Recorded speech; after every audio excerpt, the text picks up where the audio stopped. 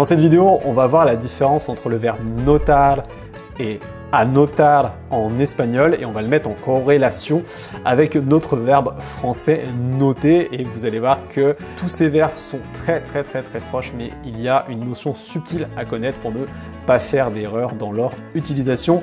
Comme d'habitude, aide-mémoire dans la description si vous avez besoin d'avoir un support pour reprendre un petit peu les exemples et les écrire dans votre petit carnet. Sinon, on commence tout de suite. Alors, on va commencer avec le verbe français noter.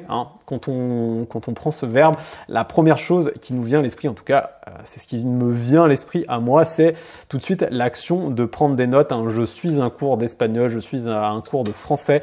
La personne est en train d'expliquer des choses, je prends des notes, je note dans mon cahier. Donc c'est vraiment déjà cette première définition moi qui me vient à l'esprit. Et la chose où il faut faire extrêmement attention de ne pas faire l'erreur, ce serait de se dire, ok, le verbe noter, N-O-T-E-R, eh bien, il ressemble beaucoup au verbe notar en espagnol, donc N-O-T-A-R. Il suffit juste donc de la petite différence de terminaison, mais allez, on va dire que les deux s'utilisent pareil, ce sont les mêmes. Et allez, on envoie et c'est parti. Donc par exemple, dans un exemple, je note toujours des choses dans mon carnet quand je suis en réunion. Eh bien, l'erreur, ça serait de se dire, ok, je mets juste AR à la fin, je l'utilise comme une conjugaison et j'écris siempre noto cosas en mi cuaderno cuando estoy en una reunión.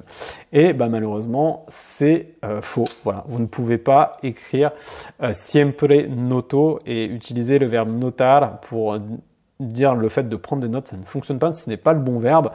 Pour autant, est-ce qu'on peut dire que le verbe noter est vraiment différent du verbe notar ? Eh ben non. En réalité, ils veulent dire la même chose, mais voici la subtilité. Donc si on prend le verbe noter en français, si on prend toutes les définitions du Larousse que j'ai copié-collé, eh bien nous avons ces 4 définitions. Donc la première, c'est faire une marque, un signe afin de garder l'indication de quelque chose, prendre note de quelque chose, le consigner. Voilà, ça va nous intéresser.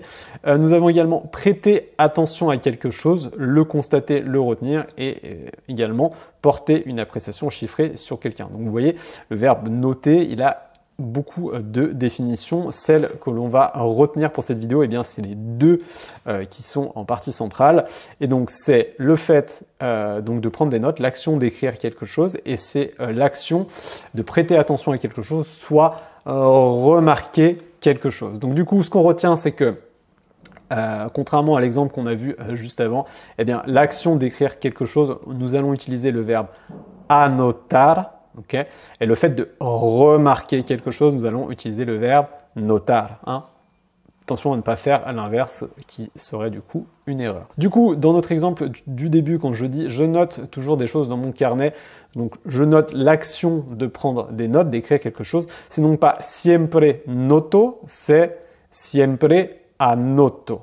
Siempre anoto cosas en mi cuaderno cuando estoy en una reunión. Okay.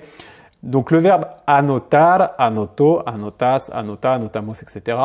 C'est le fait donc d'écrire quelque chose. Donc ça, vraiment à bien se mettre dans la tête et ne pas le confondre et de mettre notar et de dire ok, l'action de prendre des notes, c'est la même chose. Donc c'est vraiment anotar quand tu écris des choses. Ok.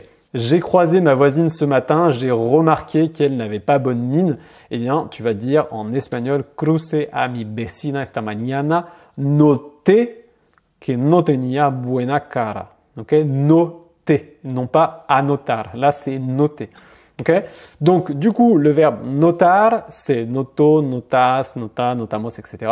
Eh bien, là, il est utilisé dans le fait de remarquer quelque chose. Donc, par rapport aux premiers exemples, anotar, écrire quelque chose, notar, remarquer quelque chose. Vraiment à faire attention à ne pas les confondre pour pas dire de bêtises. Et par rapport à l'exemple, quand tu écris dans un carnet, tu ne peux pas dire noto algo. C'est anoto algo. Okay, je note quelque chose.